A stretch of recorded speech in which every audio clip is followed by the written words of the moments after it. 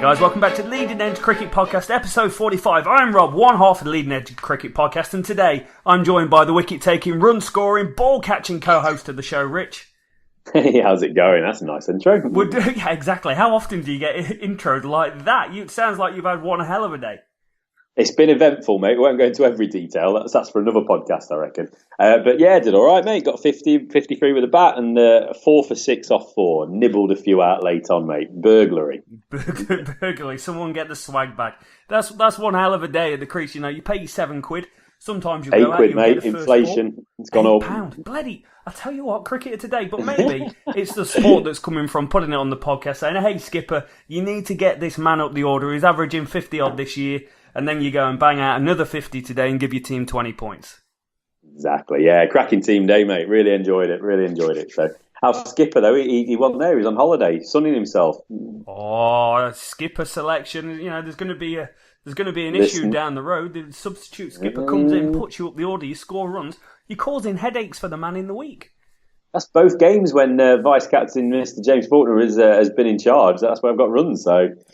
Harry, we know he listens to the podcast. He likes to listen to us while he's dozing, falling asleep. So this might wake him up a little bit. Exactly. There's things for him to talk about, and there's plenty for us to talk about as well. So we've just finished day 3 of this Lord's Test match, and the first Test match was an absolute epic contest, and this second one is just as enthralling for different reasons.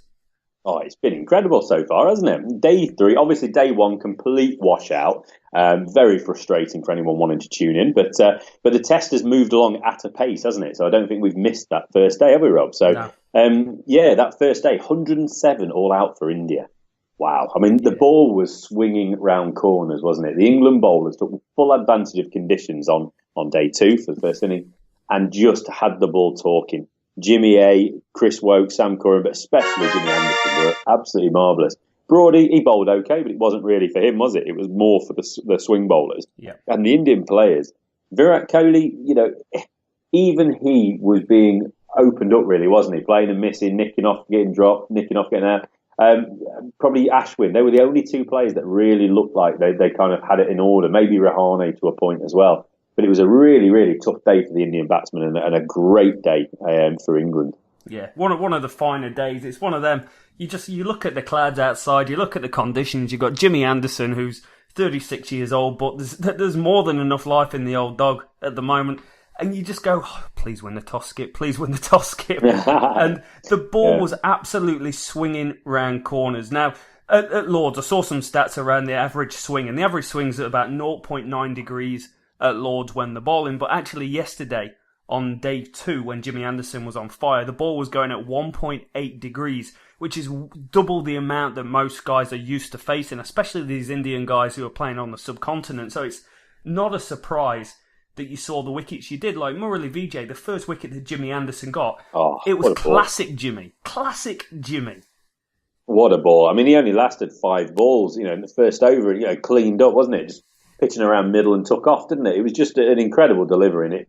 Jimmy Anderson, you say 36 years old, mate. You don't have a disservice. He's 36 years young, or 35 years young. He's still going strong, and I don't see an end to him at the moment. If we can keep him fit, keep him out of the slips, there's a bit of a calling maybe for him to go in the slips because we keep dropping. Yeah. I know it's like 1 in 2 at the moment, isn't it? Quite literally in that arena. So, you know, keep him out there. We don't want any broken digits. Keep him bowling, keep him fit, and the sky's the limit. We've got no idea where he could finish his career, but he'll certainly have one eye on the most seam wickets ever. Where is he at the moment, Rob? Do you know? I can't think of something. Number two, just behind Glenn McGrath at the moment. But only just. We're talking, I think it was about 25 behind him before the series started. So you never know. If the series continues like this and the weather stays like it is, there's a chance that Jimmy could catch him this summer. Yeah, we'll have to have a look at that, actually, won't we? See where we are with it. But yeah, he was exceptional. KL Rahul, it's probably worth noting, he jumped up to opening. Shikhar Dhawan was dropped. Steve Pujara, he got the call up. I think that's what we expected. The only other change to the Indian team, Kuldeep Yadav came in, which I thought was a bit of a surprise. He replaced the other Yadav, wasn't it? Yeah. Umesh Yadav. So that was a bit of a surprise. But yeah, Rahul, he didn't last too long. He got nicked off, caught behind. Pujara, Virat Kohli. Shall we say Virat stitched him up a little bit? It was a bit of... I won't say it's 50-50. I think Did a little bit. Yeah. Sorry, anyone that doesn't want to hear any criticism of Virat Kohli out there. And I'm sure there are a few, but I mean, Virat Kohli had to stay in though, didn't he? So it was a bit disappointment for Pujara. But he was run out. Pope, the England debutant, 20-year-old Ollie Pope, he had the presence of mind to pick the ball up and run to the stumps. Don't try and underarm. Don't panic. Yep. He just picked it up, ran to the stumps, flicked the bails off. India were 3 down for 15 at that point inside the in the 8th over. So it was an unbelievable start, and it was on and off as well, wasn't it? There were 2 down for about 10, 2 down for 12 when I think they went off. They came back on for 5 minutes. It felt like we got it started raining. Then they were going to go off. The umpires kept them on. But then in the background where the umpires couldn't see, there was a big, dirty old cloud coming in. And it's really disappointing from an Indian perspective that they didn't go off at that point, because if they had have done, obviously Pujara doesn't get run out. But they stayed on. Another over or so, Pujara got himself run out, and literally the very next ball, they go and sit in the pavilion at 3 for 15. Yeah. So England's tails are up. India are in a little bit of disarray at that point, and the conditions weren't helping anyone. So tough sort of opening, wasn't it, for India? Yeah, very tough first session. And any day where you're on and off at cricket is always going to be very hard, especially days like that where you just look at the forecast, like, oh God, we're probably going to play about 40 overs of cricket today over 3 or 4 different stints. It's going to be incredibly hard, but England's or Jimmy Anderson's accuracy during that initial stint before we came back out was exceptional, and it didn't let up there from Jimmy, did it? As soon as they came back out, England was straight on it. India looked like they were starting to solidify a little bit, but it wasn't smooth sailing. Virat Kohli could hardly lay bat on Jimmy Anderson. That's what I was seeing. And if he did lay bat, there wasn't the control that you expect to see from a Kohli. It was Jimmy Anderson, and it didn't matter who was batting. It could be Kohli, it could be Bradman. No one was going to be laying a bat on Jimmy Anderson today. No, nor Wokes either on that day, was it? They're both of them. It felt like they could put it round the corner if they wanted. Yeah. But it really was top stuff. I mean, Virat Kohli, he got himself to 23, and fair play to him for doing that. Over an hour at the crease, 57 balls, and he nicked off, didn't he? Off Wokes, he nicked off to Joss Butler. Butler shelled it, and then the very next ball, exact replication of the previous ball, and got him caught by Butler in slip. So what was that? 49 for 4 at that point. Virat Kohli gone. You are starting to think, England, we're looking at 100 all out here. Yes, yeah, huge, big time. And Pandya came in, had a couple of shots, didn't he? Got hit, found the rope a couple of times. He only lasted 10 balls, 10 minutes for his 11, and it was the same again. I don't think I've ever seen anything like this again, where like Virat Kohli, he edged one to Butler off Wokes. It was dropped. The very next ball, Bold Wokes caught Butler. Bizarre, absolutely bizarre. 2 drop catches, 2 wickets in 2 balls spells on both of them. So that was bizarre. Kartik didn't last long, did he? Sam Curran bowled him a good one. But Dinesh Karthik's still struggling here.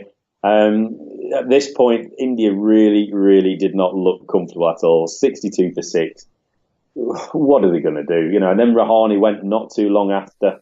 He only had probably 5 overs after, wasn't it? He had gone for a watchful. He was in for about an hour and a half at a watchful 18 or 44 balls before Anderson got him caught cook. So again, you're at this point, and it was thanks to Ravi Ashwin. I thought he batted pretty well. He made it look like it wasn't a problem batting whatsoever. He picked up the short ball really well. He drove well. He played with confidence. It looked like he had heaps of time. And without him, you're talking 80 all out. India rolled over and died, and you're as close to the Test match being a 2-way result. The only results possible are really an England win or a draw if they're bowled out for 80. Getting past 100, it doesn't change things a whole heap, but it does give them a slightly better chance and changes the outlook going into the second innings. It kind of gives them a little bit of momentum, which we'll get into shortly. But one of the things I want to shout out about the England bowling attack is really the accuracy. Like, it's all well and good having swinging conditions, but if you're not bowling at the stumps, the batsman is going to leave you all day. And sometimes in the past, I've been quite critical of England for not attacking the stumps enough and just quite a defensive mindset and trying to just play the waiting game. Whereas here, they were going for the jugular. They were hitting the top of off stump, pretty much ball in, ball out, and making the batsman play. Yeah, exactly. That's the thing. The ball can be swinging all at once, but if you're bowling short, if you're bowling wide of off stump, it's not going to trouble the batsman. But when you're pitching the ball on middle and off, and it's threatening that off stump, threatening the 4th stump line consistently, it's almost impossible. How do you play that if you're bowling a good length as well? You can't get on top of it. You can't drive it. You can't sit back in your crease. It is almost impossible conditions. And to be fair, 107 is not a bad effort when you actually watch the conditions. Yeah. But it was, like you said, Ashwin, he batted well, 29 off 38 balls. He lasted. He was the solitary broad wicket. He was the ninth man down. And that was after Kuldeep Yadav not troubled the scorers for 11 balls. Jimmy another wicket there, wasn't it? And then Ravi did get himself out. Broady trapped him. So yeah, it was just sensational from England. Sharma came in at the end, didn't last long as well. It's worth noting as well that Jimmy actually swapped up to the other end, didn't he, for his last 3 wickets? Yeah. So it wasn't just bowled one end. So it was really good from Jimmy. Just showed you how confident and just self-assured he is playing at HQ at 5 for 20. I really thought Wokes bowled well though. 2 for 19 off 6 doesn't actually do him justice. Yeah. I thought he bowled brilliantly. Broadly, like we said, 137, bowled all right, bowled okay. Can't criticise him really. And Sam Curran, 1 for 26 off 6. He just, he was bowling around the time when Ravi Ashwin was just trying to put his hands through the ball a little bit, wasn't he? So they all bowled well. Great unit. Catching, cool. Catching. What do we do? What do we say? You've got to go by putting Joss Butler in second slip. You're picking the guy potentially with the best hands possible to go and replace David Milana's slip. And he starts shelling the ball left, right, and centre. So there's work to do at slips, but I always look at slips as a confidence game. When you're confident and you're on top of your game, you catch everything in sight, and teams do. When things are kind of going against you, like they have been going against England and have not been playing well for a long period of time, you drop catches. And this Test series could be the transition out of a very, very long run of bad form in series. I'm not talking about individual Test matches. I'm talking about series. And hopefully things like that start to fall into place and you get a re-established slip cordon. Yeah, I don't... Why isn't Joe Root standing at 2, though? You got Cookie at 1. Him and Bairstow, obviously, they stood next to each other for long enough now. Why is not... why don't they get Root in at second slip? He's always going to be there, isn't he? Yeah. Butler saying that, though, he's pretty got a solid place, though, hasn't he? He's made vice-captain on this before this series started, which was bizarre, to say the least. They obviously like him as a leader. But considering he hasn't, he'd only played 2 Test matches since he hadn't really done much in the Test side, had he? It was just the white ball stuff. So it's quite an odd one. So I don't know. Maybe they can find a combination there. Ollie Pope, he can slip a bit. He stood in there a little bit of a 3rd or 4th, I believe it was. You don't really want to see Jimmy Anderson in there. The last thing I want to see is him lose, break a digit, trying to catch a ball off somebody, and then he suddenly misses a series or whatever.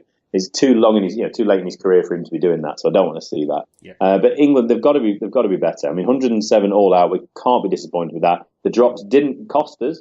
Yeah. But you dropped Virat Kohli again on 23 when he's getting himself in there, and he's not going to give you a chance that soon again.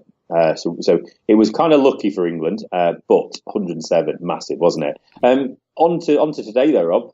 It didn't, initially, it looked like, India might get into to England as well. 28 for 1, then it was 32 for 2. So it could have easily gone the same way, couldn't it? But obviously England kind of overcame. They did find themselves at 89 for 4, but then Butler, Bairstow, Wokes, etc. Solidified the innings, and we'll go into that in a moment. But it could have been the same, and I suppose there is that opportunity for India to get stuck in at that point when you've got a couple of wickets down. And then, like I say, 80 odd for 4 or whatever it was. But they didn't really take advantage of it. No. Keaton Jennings, we've got to start with there, Rob. Ooh. 11. Keaton. I was watching this morning. Last night. It was Saturday night, New Zealand time. Rock and roll. I was in bed at 8 o'clock. I got a couple of hours sleep, and I woke up for the start of this, and I was watching Keaton Jennings and Alistair Cook, and I saw the ball. What the hell was Ishant Sharma doing bowling over the wicket and not round the wicket, where he caused so many problems to England to start with?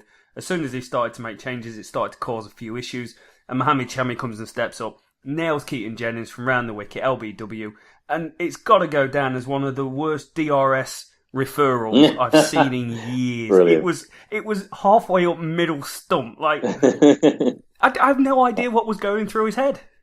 That's brilliant. And how can we describe it? Basically, he didn't really move his feet. Yes. He played around it. Yeah. This is my issue with him. I want him to do well. He scored runs for Lancashire. He's scored some good runs for Lancashire. in both the One Day Cup and in the county championship. But his technique just worries me at Test level. I just don't think he's quite up to it. And I apologise and I feel guilty every time I say it because I want to see England solve this opening problem, but I just don't think Keaton Jennings is going to be the man. Please make me eat my words, Keaton Jennings. Yeah. So that was a big start for India, and then Alistair Cook went. And Alistair Cook was actually looking pretty good here. I saw him play a few nice drives and hitting the ball well off his legs and looked to be in control of what was going on. But again, it's round the wicket, squaring him up. And he just, for whatever reason, it doesn't matter if it's a spinner, it's a seamer. He is really struggling with the ball. Like most batsmen, it sounds a stupid thing to say, but he's struggling with the ball around top of off stump, top of fourth stump, coming from around the wicket and squaring him up, nicking off, whatever it might be. He's got a fundamental flaw. And, you know, I've obviously read Kevin Peterson's book lately. I don't know whether I told you, but he goes into detail about him struggling against left-arm spin. And, you know, it was a thing for years. Peterson can't play left-arm spin. Peterson can't play left-arm spin.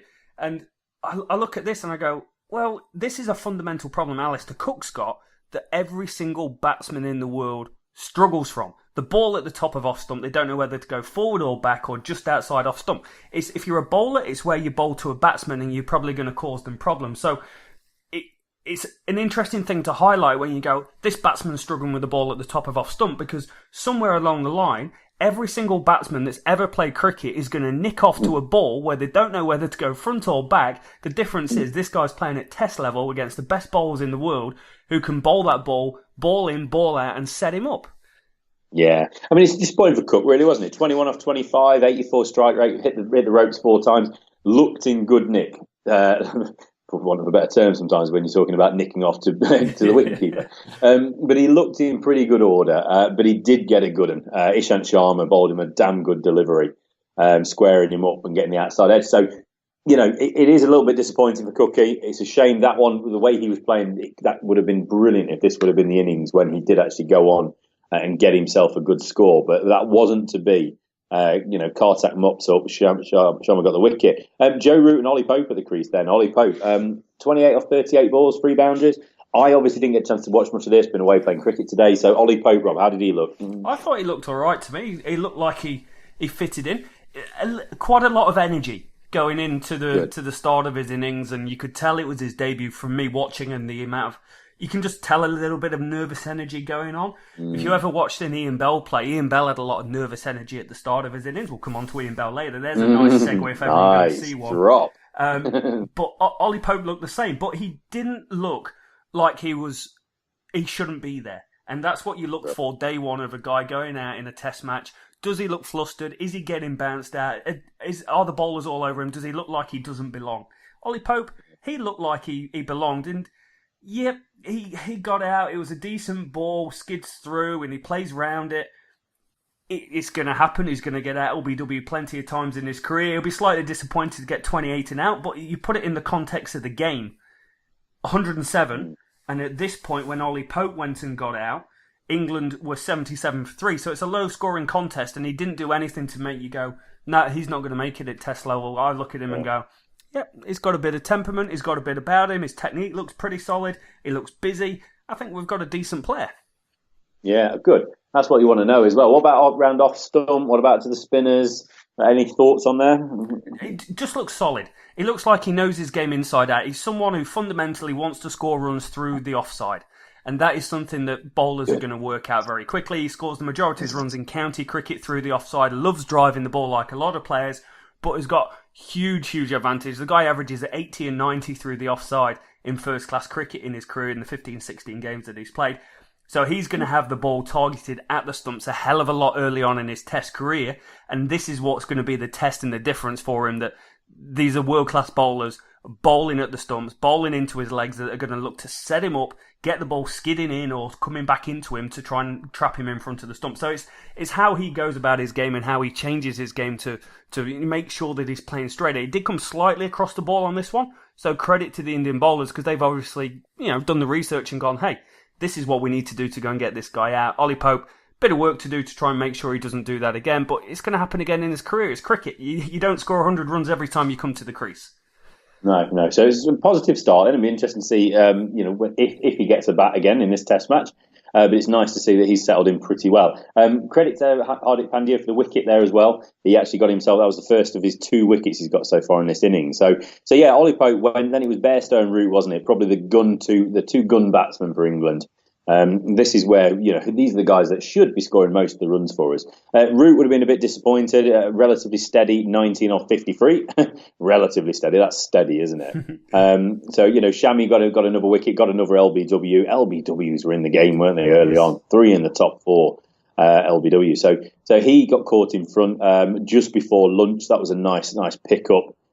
So bowled Mohammed Shami. Then it was Bairstow and Butler, wicket-keeper and wicket-keeper wannabe, maybe. And Butler, again, he did okay. I wouldn't have seen this, but 24 off 22. Obviously, that's a good lick, 109 strike rate. Josh Butler, Rob, what did you see about him with him today in his relatively short innings? Looked busy. Looked like they wanted to play good, solid counter-attacking cricket because, you look at what happened to India. A few of them just kind of laid down and got run over by the Jimmy Anderson train that was steaming through. Whereas this England team, they looked a bit different. Root, Pope, Bairstow in particular, they looked to be positive. They looked to score runs. Yes, it was a better day for batting. You looked over, it was blue skies, hardly a cloud in the sky, and you're like, yeah, this is going to be a good day. And Josh Butler, he went about his business pretty quick, but slightly disappointing the way he got out, kind of coming across it again. Walked across his stumps a little bit, you could say, trying to play the flick. If he makes contact, it goes for 4. You go, yeah, it's a decent shot, Josh. That's what he does. People are going to get out. KP got out stupid shots all the time, but he scored runs. And, there's been guys previous to him. David Gower, you look at guys like that who score fluent-looking runs, but then get out playing a shot that they normally hit for 4, and you have a go at them. I think Josh Butler, we've just got to go. He's going to be a counter-attacking batsman for England down at 7 in this order. Some days he's going to score decent runs. Sometimes he's going to get himself out. Yeah, absolutely. So a little bit disappointed there. LBW, Mohammed Shami, that's his 3rd wicket and his 3rd LBW in the innings so far. He finished today 3 for 74 off 19, so he's bowling pretty well. At this point, though, 131 for 5. Obviously a nice little lead there for England at that point, but 5 wickets down. India would have been hoping that they could have made short work of the kind of the lower middle order and tail. But the day just seemed to get better and better for England.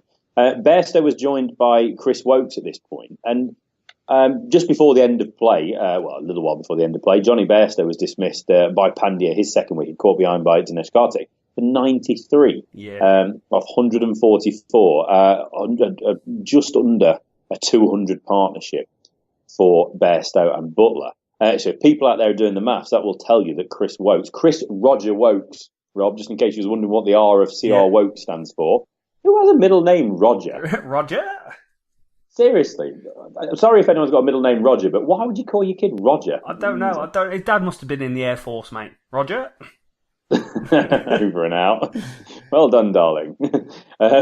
So he ended the day 120 not out, 159. That's his maiden...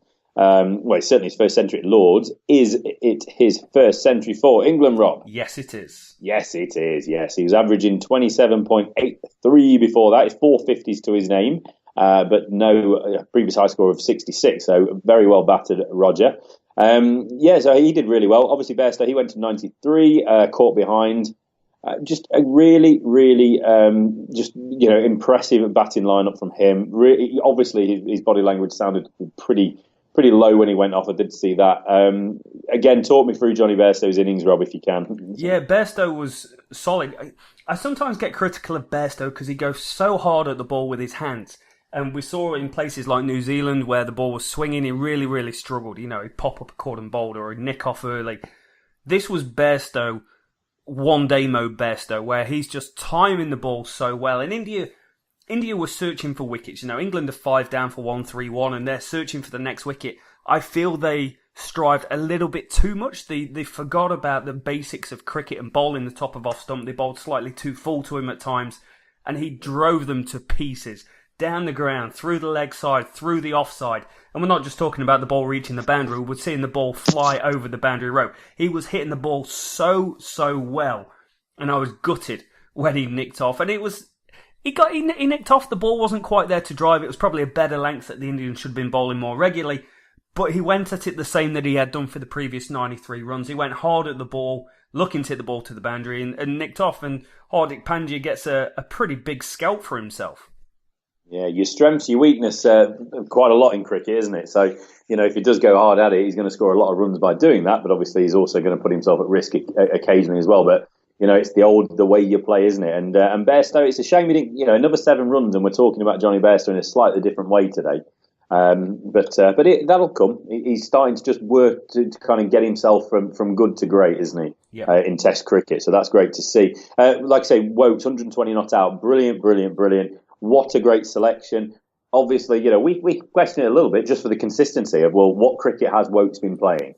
But he got a game, and obviously with the way he bowled and the way he's batted, it doesn't really matter. It's obviously been proven right now. Again, whether that's more luck than judgment from the selectors, we shall find out in over a period of time, won't we? Really, how the selections go overall. But certainly a bold selection and a brilliant performance so far from Chris Wokes. Sam Curran joined him at the crease. This boy was born to play international cricket. 22 off 24, knocked out at the end of the day. Looks in good order. They're both going to be there, ready for the restart tomorrow. Obviously, there will be a big question over declaration. England currently have a lead of 250 runs with 4 wickets remaining. So, what do England do, Rob? I mean, for what it's worth, I think you've got to get India out there for at least an hour in the morning.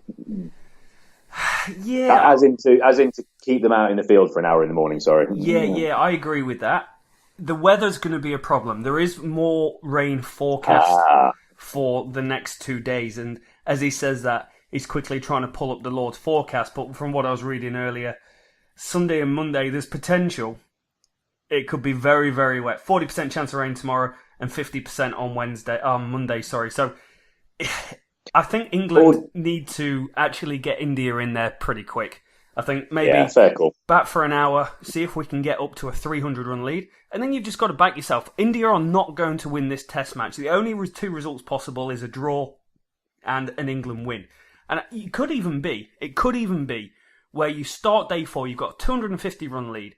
You look outside and you go, there's probably going to be 40 overs played today. It's a bit overcast. Just declare. Just declare overnight. Be brave. You are not going to lose this Test match, but you've got every opportunity to try and force a result out of a reeling Indian top order. That top order failed in the first Test, with the exception of Kohli. It's failed at Lord's. They won't want to be back out there with a swinging ball. I think declare, force the result. No, that's fair enough. It's all about the forecast, isn't it? My mindset is we've got another 3 Test matches after this. I personally would like to, if I'm captain, I'd like to just grind those Indian bowlers down a little bit more, tire them out, get them back out, because they're going to be coming out to bat, hopefully, from an England perspective, at some point today. So just kind of put a little bit more on the clock for them. I think that's where I'm kind of looking at things. So, yeah, absolutely. If weather could be an issue, then yes, declare overnight, get them in early, get them bowled out. Obviously, England will be aiming for an innings victory in this Test match to take a 2-0 lead. We shall see how the game goes. Who knows? If weather is certainly a bit of a question, if India can get some discipline in that batting lineup, so there's certainly a few people that if they don't score in the second innings, there'll be massive questions about them. So it's time really for them to stand up and stand with their captain and with Ravi Ashwin, who's the only other guy that seems to have played pretty well so far, and show something. Get a result out of here, grind it out. If you're going to be on and off over the next 2 days with rain, bat as long as you can. You might not have to play six sessions. You might only have to bat 4 or so in the game, depending on how it goes. So, dig in. Simple as that, isn't it? As old Boycott would say. It is.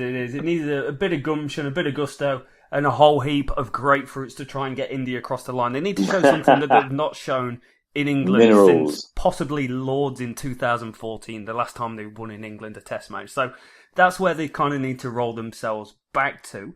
So 2 days remaining, Rich. But I'm segueing out here. We've got the whole Ben Stokes court case going on, and we're going to do a separate podcast on that once things are wrapped up, and we'll go through it.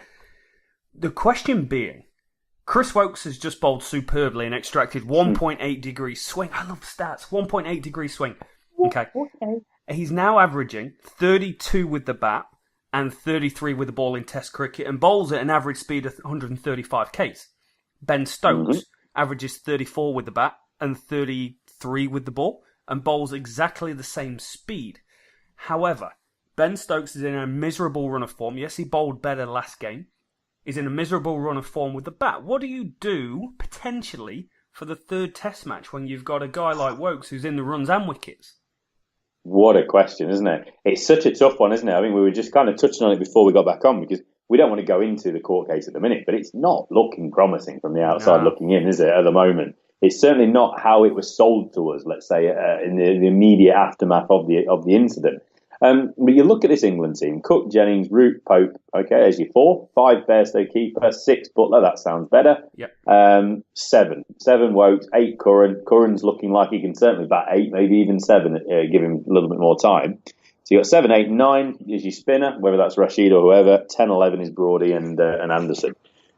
So Broad, Anderson, Curran, Wokes. Yeah. How do you drop any of those guys? If Wokes scores 120, takes a couple of wickets, but looks like he can bowl the finest player on the planet out at will, how on earth would you drop him? You can't. Sam Curran, after the performance in the last Test, man of the match in the first Test match, and then he's playing pretty well in this Test. How do you drop him? You can't. Maybe I don't know if this would be the case, but maybe this could be the next Test where you actually look at dropping or resting, one of your main senior bowlers.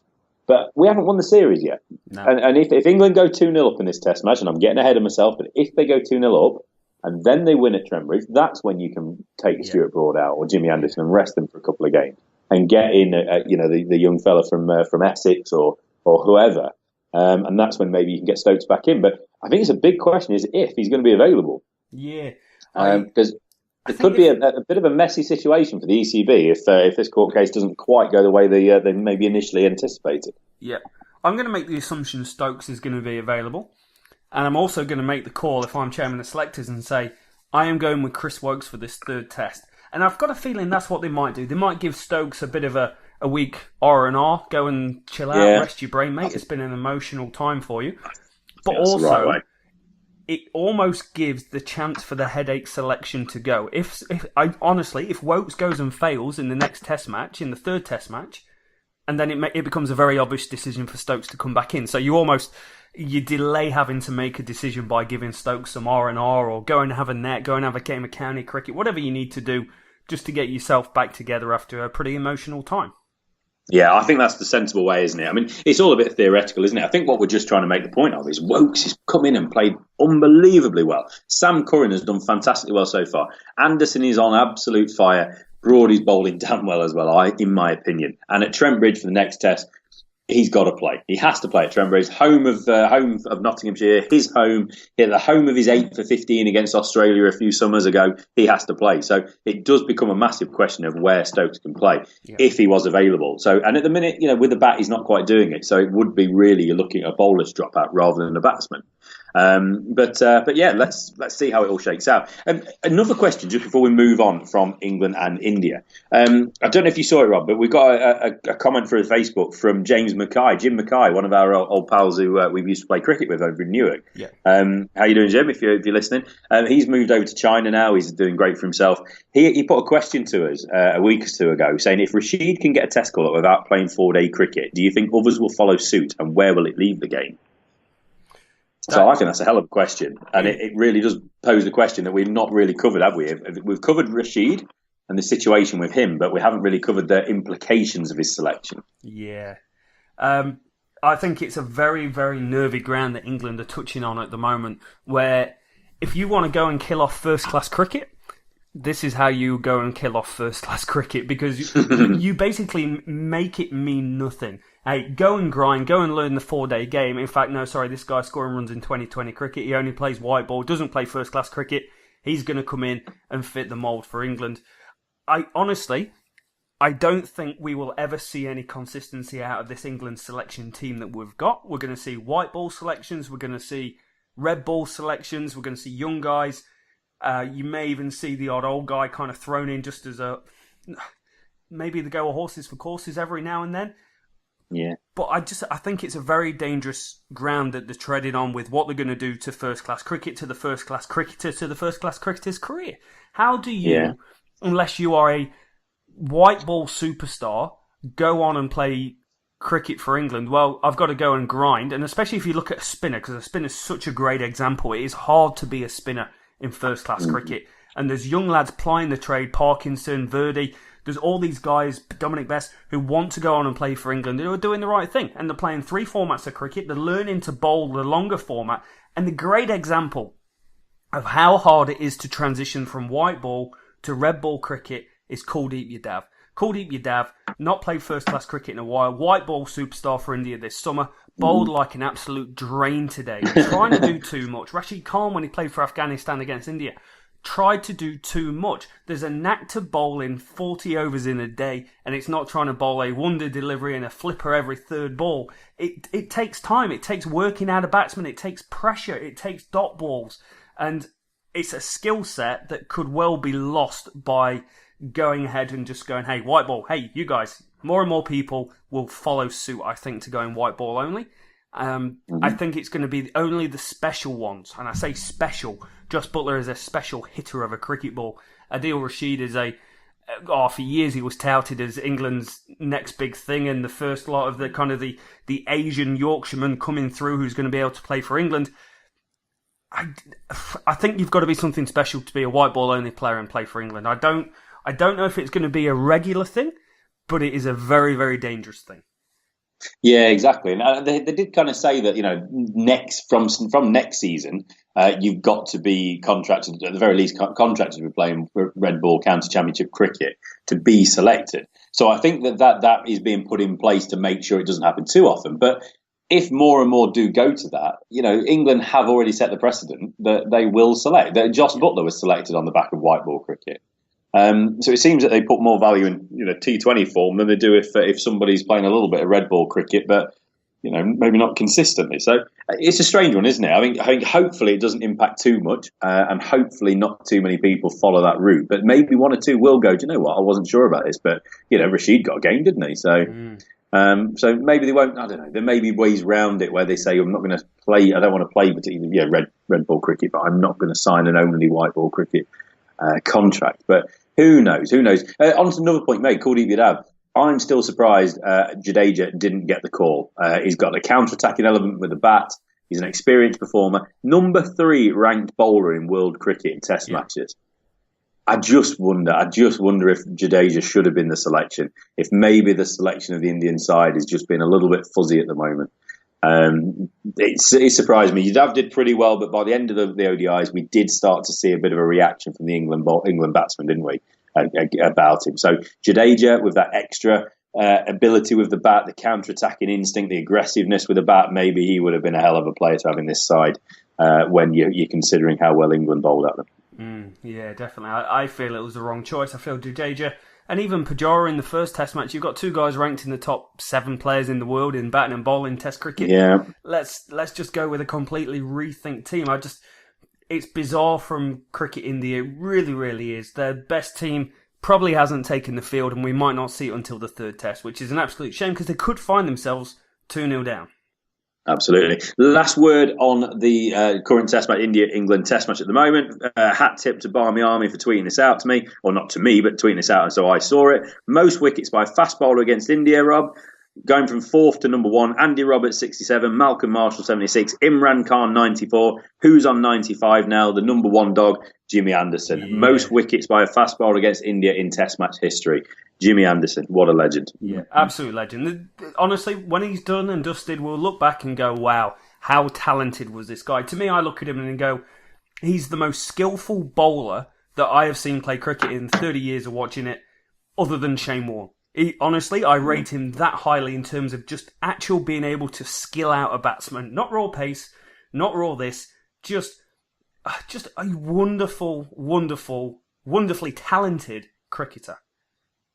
Absolutely, mate. Absolutely. So look forward to how that's going to go. We'll pick it up, obviously, at the end of the test match and we'll give it a good review. But yeah, let's see how it goes. Hopefully the weather won't get too involved and we'll have at least a result to discuss, not a draw. Yeah. We don't want the weather getting involved in this series because that will bugger up my prediction if it does. It would. So while we're on England, there's a bit of a left field one that's caused a decent conversation out on Facebook. And Ian Bell, former England cricketer Ian Bell, wonderfully talented Ian Bell, probably never lived up to his potential. Ian Bell, I think that's fair to say, only averaged 42, 43 in his career, but incredible cricketer and one of the finest cover drives that you're ever going to see in the world of cricket. He has gone on And now he's gone on the Pod Blast, the Warwickshire Pod Blast or the Bears Pod Blast. And he's gone on there saying that a couple of years ago he was kind of, yep, I'm done with England. I'm done. I can't see myself ever playing for England again. If you haven't listened to the podcast, go and check them out, guys. Really, really good podcast. But he goes on and talks about here, and now his confidence and his game is kind of going to a next level. He's scoring heaps of runs in first-class cricket, in T20 cricket, and in the 40-over one-day format as well. Now, in 8 county championship matches this season, he's gone on and scored 665 runs at 55, smashing 3 centuries. And he's putting himself out there. He's touting himself for England in this. I see it as that. He's putting himself out there, putting himself on people's radar, going, I might not be done yet, guys. There might be some life in the old dog yet. So, Facebook got involved in this. Dave Brooker basically saying the man is class and that is permanent. We need more right-handed batsmen to balance the side, and there's none better than Ian Bell. Now, Craig, who we used to play cricket with back home, can't believe this is even being talked about. His reply is actually really good, and he takes a look at some of the stats from the game. Just because he scored some runs in Division 2 doesn't mean we should be going backwards and looking at this. Is this a state of English cricket at the moment? Folkes and Burns are the next two that should be looked at, not Ian Bell. So it goes back and forth. And Chris Tall, who was on the podcast at one point, he goes, you know my views. England have wasted too long trying to find an international class batsman to fill the gaping hole at number 5. He's not old. He's the same age as our opening bowler, Jimmy Anderson. He scored a lot of runs in Division 2. He's also the second highest run scorer in T20 cricket against all attacks. Decent form. Given the fact we're bedding in some new players, maybe it's a decent shout to go back to someone like Ian Bell. And then this is the stats that I do like from Craig, saying basically Bell scored 629 runs at 26.2 in Division 1 last year. Ravi Bopara had a better average. And you take Burns and Folkes. Burns scored over 1,000 runs. Folkes scored 840, both averaging 48-49. And this year, Burns and Folkes have gone even better. Burns has got 918 runs at 65, Folkes 400 runs at 51. How can you put him into contention? And it's all well and good Ian Bell going, yes, I want to come back and play. Can you take it seriously when it appears there are so many talented young players wanting to get in? And I know you need to keep a balance of a side right, but is there any situation where you would go back to an Ian Bell? It's a tough one, isn't it? I think if we would have had this conversation a week or so ago, I think we might have had a slightly different conversation. Because if you remember, we weren't expecting Ollie Pope to get the selection. We knew he'd done well. We knew how highly rated he was. But because of his lack of experience, he's a young fella at 20. We didn't think that he would be the selection. We mentioned perhaps a James Hildreth. Well, actually, Ian Bell would have been in a similar conversation, wouldn't he? He's a similar sort of age player. So if Hildreth was in the conversation, there's no reason why Bell wouldn't have been. Bell, yes, he's 36. I love the fact that he's put his hat back in the ring. Regardless of what happens, that shows a lot for me. In football, I was always a big Stuart Pearce man at Forest. You know, he never ever whinged, even when he was dropped out of squads and whatnot, or sat on the bench, he would still, I'm available for England. He's probably available now if they asked him. Do you know what I mean? That's what it means to him. It wasn't one of these where I don't want to play anymore because I'm not playing in the right position.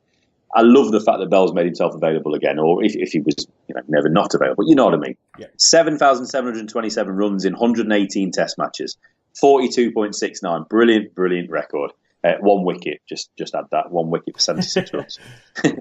I love it, but I don't see where he's going to get back in. The England setup, they've given Ollie Pope a chance. Ollie Pope looks like he can do a little bit, so he's going to get a run. Bairstow's at 5. Yeah, okay. If Jennings doesn't play, well, who's your opener? So it's not going to be Bell, is it? Yeah. So that's not, you wouldn't come in for that. Root's at 3, Pope's at 4, Bairstow's at 5. I think that's pretty set. Butler is at 6.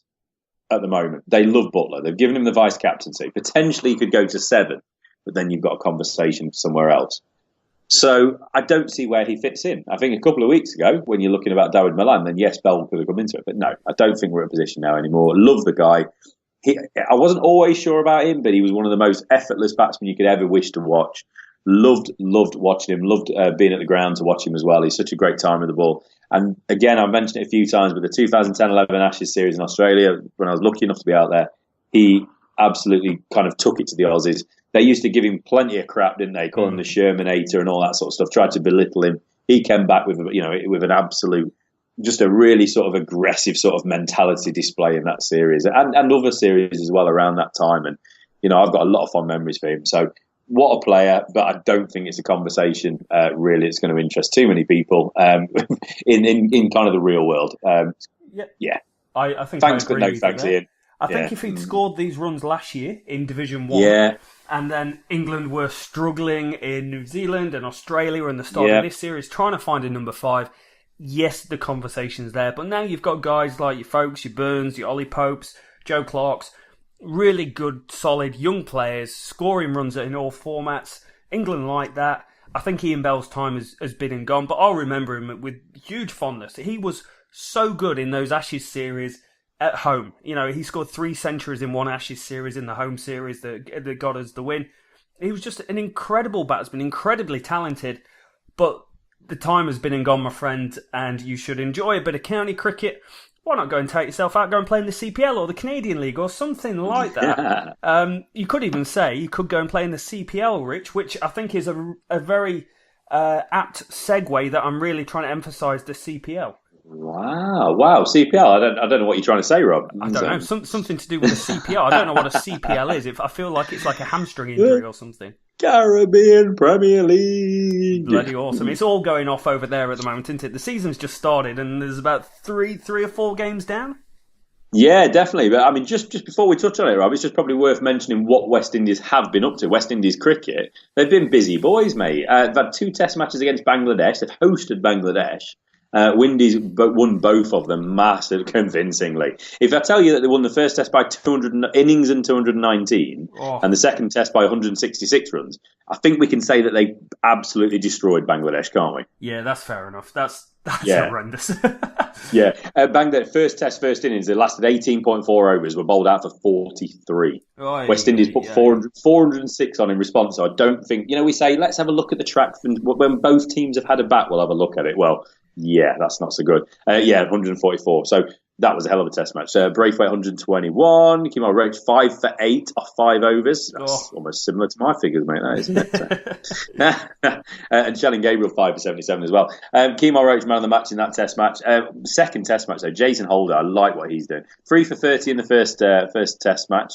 For the second innings, and then he's got himself some wickets again, hasn't he? 5 for 44 and 6 for 59 with the ball. Also a 33 not out for Jason Holder. It's nice to see him perform, isn't it? It's nice to see him do well. The big fella. I always wish he was a 90-mile-an-hour bowler the size of him, but he's not had a bad test match in that one. Yeah, he is a decent cricketer. He's just, if he had a little bit more wheels, it'd be genuine world class. But he's a decent all-rounder. 80-odd wickets, an average of 30, averages 30 with the bat. He can bat. We've seen him bat well for West Indies in England before. He's just... They obviously really highly rate him as well because he got thrown the Test captaincy when he was fairly young. He's still only 26 now. But it's almost like the fast old West Indies bowlers have gone and the ones that they do come through have got a little bit of a screw loose or a bit erratic with the ball. You look at the Tino Best, it's just the speed was there. The speed was never a question. He was 90 mile an hour fast, genuinely fast. But just no control or general, and a very average fast bowler for someone so quick and with a little bit more coaching or head screwed on, could have been one hell of a cricketer. Yeah, exactly. So I mean, obviously convincing win for West Indies and those two. So they were all set up with the 3 ODIs, but Bangladesh had other ideas. And they won 2-1. They won the first and the third ODIs. Tamim Iqbal, he's a name that's been around for a long time now, isn't he? 130 in the first game to get the win and the man of the match. 103 in the second game to get the win and get the man of the match. Brilliant from him. Some good performances really. Shakib Al Hassan 97 as well in the first game. Mahmudullah 67. He's been knocking some runs around. 68 in the second game as well.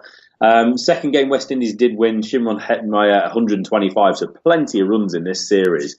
2-1 to Bangladesh. So, really, really good performance from them. And then they mopped it up with 3 T20s, Rob.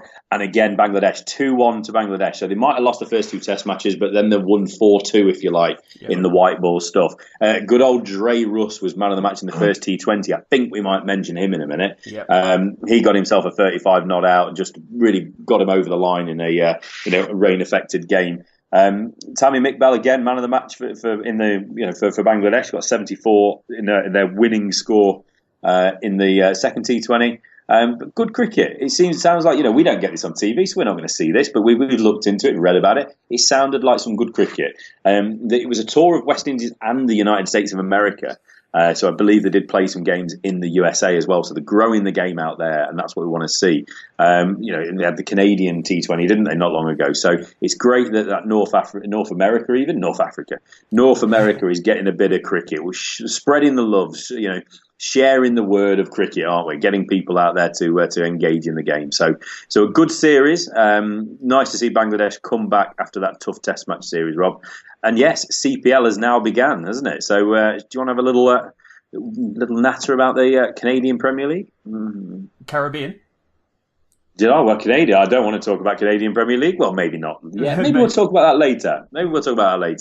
You are correct. The Caribbean Premier League. Would you like to talk about that, Robert? Yeah, so we're about 3 games down, and it's off to quite an interesting start, actually. And there's some classic performances. Honestly, if it was on a different platform or a different scale, people would be going absolutely nuts about some of these performances. I like the name of this. Trinbago Knight Riders. It's up there, isn't it, mate? That is one of the best T20 names. Obviously, that's Trinidad and Tobago, isn't it? They couldn't be bothered to say it in one go, so that's awesome. Big fan of that. Yeah. Big fan of that. I look at this and I go, there's a lot of Aussies and there's a lot of Kiwis going on here. So Trinbago, they've got Chris Lynn, they've got Noreen, they've got Colin Munro, they've got Brendan McCullum. That's the top 4. Colin Munro, he went and smashed the quick 84, 195 for 6 for the Trinbago team. Still just a great name. I love saying it. Dinesh Ramdin with runs as well. Mitch McClenaghan, Kiwi. I'm going to keep saying Kiwi here because honestly, it's like Auckland have just gone on tour. McClenaghan 2 for 30. St. Lucia Stars, 95 all out in response, who have David Warner opening the batting. Ooh. Yeah, he got fail. He got 9. Got cleaned up. Makes me quite happy seeing that. Mark Chapman, the black cap player, he was out there as well. He got a fail. And 95 all out, they really got blown away. DJ Bravo, 3 wickets for 11, and Fawad Ahmed, 3 wickets for 16. There's some interesting. The CPL, it doesn't get the same publicity or the same quality of names, game in, game out, like an IPL would. But it does get a few of the younger players and older players. The real top-notch players sometimes don't go and play in the CPL because there's other things they could be doing. But moving into the second game, Set Kitts and Nevis Patriots. Again, cool name. Yeah. Chris Gale back in action, 86 off 65 balls, 7 fours, 5 sixes, smashing it all around. And again, it's a who's who. Devic is out there, Kiwi. I'm just going to keep saying Kiwi every single time I see a Kiwi out there. 146 for 5 the score. KMA Paul with 2 for 16. But it wasn't enough. 146 for 5 gets knocked off. 148 for 4. And Hetmeyer, the man, the myth, the legend, 79 off 45 balls, 9 fours, 4 sixes to really take his team home. Yeah, Shimron Hetmeyer, isn't it? Hopefully I'm kind of not crucifying that name there. But yeah, he's obviously playing for the West Indies now, isn't he? He got himself a man of the match in the middle ODI, the one that they did win. So nice to see him getting some runs again. 79 of 45, that's decent, isn't it? And it's like you said, the names that are coming out as well. Luke Ronke was probably the star of the PSL. We don't really, he's not the biggest name in the world anymore. But on these sort of T20 tournaments, he's a hell of a player now. I've just noticed here as well, bowling, Sandeep Lamichhane, the Nepalese spinner as well, 2 for 12 off 4. That's useful. Very useful. It's great that these sorts of guys get a game in these formats, right? Yeah, exactly. And you're playing, there's some nice players from around the world, but there's also Chris Gale. There's also Evan Lewis, isn't there? There's Carlos Braithwaite, in this game. There's Chadwick Walton, I forget his name now, Jason Mohammed. There's some good West Indies players in this tournament. Sunil Nareen, he was an absolute star of the T20. I think he was in my team of the tournament for the IPL, sorry. Dinesh Ramdin's in there as well. DJ Bravo. There's so many good players. And Onde Fletcher, Lendl Simmons, Kyron Pollard, Darren Sammy. It's absolutely brilliant. It's so good to see all these players in one place, isn't it? And yes, they are being kind of supplemented by a few Aussies and a few Kiwis, plenty of Kiwis, should I say. But it's absolutely brilliant. And I think, like you said, I think if this was getting more coverage, I think people would be talking about this tournament a hell of a lot more. A couple of good games so far. And that leads us on to the third game, Rob, doesn't it? Trinbago back in action. Talk me through this one. But I think get me through to a certain point, and then we need to just basically talk about one person. Yeah. Okay, so Trinbago Knight Riders open the batting. 223 for 6. Decent score. Very, very decent score. Hell of a Lindog score. Millionaire with 46. Colin Munro 61. Brendan McCullum 56. DJ Bravo 29. So the big players really doing very well. And then towards the end, well, they could have scored a lot more, but then someone starts to step up and have an absolute beast of a game. Somebody did something wrong, didn't they? Somebody woke somebody up. And by that somebody, we're talking about the old famous Dre Rus, aren't we? Andre Russell, T20 travelling man. He just got in the game, didn't he? Yep. And he got himself a hat-trick, basically, in the last over of the innings, didn't he? And when you say it was Brendan McCullum, Darren Bravo, and then Dinesh Ramdin, that's not a bad hat-trick, is it, as well? Brendan McCullum was set on 56 of 27 balls, powering it all over the place. So 3 for 38 for 3 overs, but that's not a bad last over. And then did he do anything second innings? I mean, it looks like the Jamaican Talawars were struggling. They got themselves to 16 for 4, 41 for 5. And then somebody, old Dre Rus, Captain Dre Rus, came to the middle, Rob. And did he have a go with the bat? Did he go okay? I think he went all right. I'm not quite sure on the size of the grounds, but the ground appears like it might have been a wee bit too small for the bloke. 121, 49 balls, 6 fours, 13 sixes at a 246.93 strike rate. When your team's in the ditch. Your team's in the ditch and you just start to chance your arm. At that point in the game, honestly, you've got on 41 for 5 off 6 overs. You're thinking, this job done, isn't it? I mean, it's Andre Russell to come, but it's not that difficult, you know. After that, Imad Wasim, don't know much about him. Kemar Roach, Adam Zampa, the young Aussie that's been playing some T20 in England. There's also this tournament, Rob, it's probably worth mentioning. We're starting to understand now where some of these players have gone and why they couldn't play any longer in English cricket. Adam Zampa was playing, wasn't he, county cricket until very, very recently in the T20, and now he's a Jamaican Talawar. But yeah, at this point you are making plans for the evening. You're chatting about going 5 down 41, job done, isn't it? Yeah, exactly. Dre Rus, what a man. The game's done, and it's gone ballistic. He's absolutely gone ballistic. 19 times he's hit the boundary. There's 33% of the balls that you bowl at the guy either goes for 4 or 6, and 5 for 41 off 6 overs. There's only 14 overs left in the game, and they still need another 180 to get them across the line. And the next wicket falls. Kay Lewis goes for 51 off 35. A reasonable standard T20 knock. 51 off 35 balls. It's kind of what you expect. 140 strike rate. You go, that's a really good knock. And he goes on 202 for 6 at 17.4 overs. So in the space of 11 overs, they've gone and scored 160 runs, to which Dre Rus has got the majority of them and just gone bonsai. Biffed it, basically, hasn't he? Absolutely biffed it. And it's I don't think there's been, I'd love to know it. If anyone knows of a performance out there, a better all-round T20 performance than a hat-trick in the last, it might have been 3 for 38 off 3. It's not the best economy rate, obviously, but a hat-trick in the last over of the first innings and then 122 knocked out of 40-odd balls to win the game, chasing a score in excess of 220. Tell me if there's been a better performance than that in T20 cricket. No, I can't think of one. There was one in the IPL this year. Rashid Khan had one where he scored 30 or 40 down the order. Took 3 catches. 3 catches, a load of wickets. Yeah. This is next level though, because I look at Dre Rus and he got a catch. He got a catch in there as well. Let's not forget the man got a catch. The man likes he got his money's worth today. Or the other day. That's what we like. Really incredible. We'll kind of keep an eye on this, won't we? We're not going to go into mega detail every game or anything like that, but we'll keep an eye on this tournament for the big things that are happening.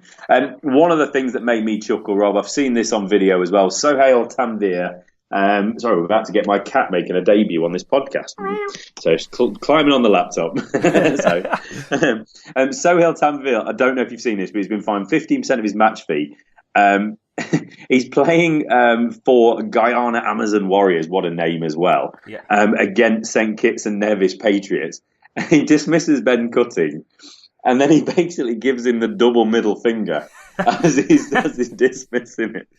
I just think that's beautiful. I don't know what made him do it. I'd love to know what triggered it. Sahel, I'd love to know. He's obviously not listening, but can you imagine it? Just tell me what happened. Yeah, double middle finger. See you, Ben. What goes through Swivel your on brain? these. It's not like he's playing for his country And it means the absolute world to him. He's touted as like a mercenary in the CPL, playing in front of probably 30 people. He just gives him the biggest send-off. It's just the best thing. I don't think I've seen something that just made me chuckle as much as that. If I'd have read about it first and then seen it, it wouldn't have been the same. But the fact is, I just looked up on Sky Sports or whatever it was the other day, and I just saw him doing it, or wherever I saw it, and it was just brilliant. It's just one of those things. You go and have a look at it, just Google it or something.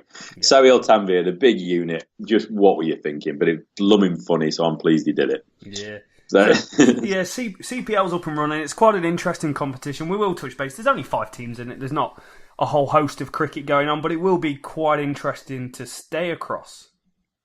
Yes, most definitely, most definitely. So, and there's so many good players as well, isn't there? So it is an exciting tournament, and the fact that people like David Warner are in it's not really getting the coverage, is it? But that's pretty big. Yeah. That is pretty big that, he's in a tournament like that. So also Mark Chapman, I believe you played club cricket or for the same club as Mark Chapman, didn't you, Rob? I did. I've had a couple of nets with Mark Chapman before. He's got me out. He's not a bowler.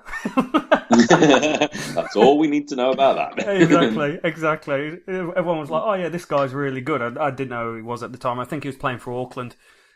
This guy's really good. This guy's really good. He was bowling. I was batting. I hit the ball straight back at him, caught and bowled first ball. Done. Okay. Nice to meet you, mate. Yeah, nice to meet you. I'm glad to give you a bit of confidence. Yeah, exactly. I'm glad I made your day. But yeah, he's a hell of a cricketer and a great T20 cricketer as well. He scored so many runs in the Kiwi T20 competition this year. Top the run scorers. Didn't do very well against England in the internationals, but yeah, he did okay, and hopefully he can go on. And it's great to see so many Kiwis. There's someone living down in New Zealand who follows New Zealand cricket quite intimately now. Intimately, there's a great word to discuss watching cricket. That's after hours word. It is. It's a bit of blue for the dads watching the cricket. It's great to see so many of them around the world playing T20 cricket and really earning a living. Like Ross Taylor's out there as well. Like he's pinching all the money he can get before he hangs up his boots. Yeah, Ross Taylor. You're making me feel bad now, mate. I'm missing him at Trent Bridge. I know we're at T20 in at the minute and we've got a couple of decent overseas, but I'm going to miss him. It seems that we probably worth mentioning, actually. We're just going to move on to South Africa, Sri Lanka at the minute, the series that they're playing at the minute. But Quinton de Kock was supposed to be coming to Trent Bridge, Rob, and it's fell through. Cricket South Africa have basically vetoed the move. So we will not be seeing him at Trent Bridge for the remainder of the county season. So that's a bit of a disappointing one, isn't it? Yeah, what's the reason behind that? I think centrally contracted players is the risk you take. I think that's what the Knots kind of hierarchy mentioned in the interviews when they found out. Is just, look, they've made the decision. He's probably played enough cricket of late, so they want to kind of remove him from that little spell in county cricket. So Knots back in the market for an overseas player to help them out in the longer form of the game for the end of the season. So disappointed. I was looking forward to seeing Mr. de Kock. Yeah, that is a real shame for Nottinghamshire. But you're exactly right. It is what happens. Any centrally contracted player, there's no guarantees. Look at Virat Kohli. Oh, Kohli's coming. Kohli's not coming anymore, mate. So yeah, bit of a shame. But there'll be someone else on Nottinghamshire's book that they'll try and bring in, or it gives the chance for some of the younger players to finish off the season. Exactly. So talking of Mr. de Kock, South Africa, they've been having a nice old time of it in Sri Lanka, and what a lovely place it is, even though they don't really know how to charge ticketing prices, which is an absolute bloody disgrace at the minute that they're trying to charge England fans £50 a day for the test match, where it's about £1.40 a day for Sri Lankans. I'm sure England fans would happily pay a few quid extra. Yep. But come on, guys, ridiculous. Yeah. Anyway, Sri Lanka won the 2 test matches that were played, Galle and Colombo. Dimuth Karunaratne, he's now up to number 7 in the world. He was man of the match in both games, 158 in the first one and a few runs in the second one as well. So that's where we were. But they're having a really nicely paced ODI series at the minute. The first ODI was on the 29th of July, and now they've played the 4th on the 8th of August. That's pedestrian, nice. Isn't it? Yeah, it is. But it's very civilised, isn't it? Well, anyway, South Africa went 3-0 up. They've rapidly got out the gates, 3-0 up. Won by 5 wickets in the first game. Mr. de Kock, 47. You'll be pleased with this one, Rob. Duplessis, 47. Jump points again. Pereira, 81. Tissa Pereira as well, 49. His namesake. Second ODI. These are both in Dan Buller, these games. South Africa won by 4 wickets. De Kock, man of the match, 87 off 78. Amler, a few runs. Duplessis, 49. 49 after how many in the other? It's just ridiculous. Third ODI, South Africa won again. This is up in the hills in Kandy in the jungle. Reza Hendricks, man of the match. This is was he on debut, wasn't it? 102 off 89 balls on debut. Fastest ever 100 in ODI international on debut. So that's awesome for him. There's a name we're going to keep an eye on. JP Duminy 92 as well. Amler scored a few runs in this series as well. So 3-0 back to Kandy, up in the jungle again, Rob. And Sri Lanka have got a win. Duckworth Lewis got involved, revised target 21 overs after Sri Lanka got 306 and South Africa obviously fell short. A target of 191. They fell 4 short. Dasun Shanaka was man of the match. Plenty of starts for Sri Lanka. Only one man, M. Pereira. I always get confused with the Pereiras. There's too many Pereiras.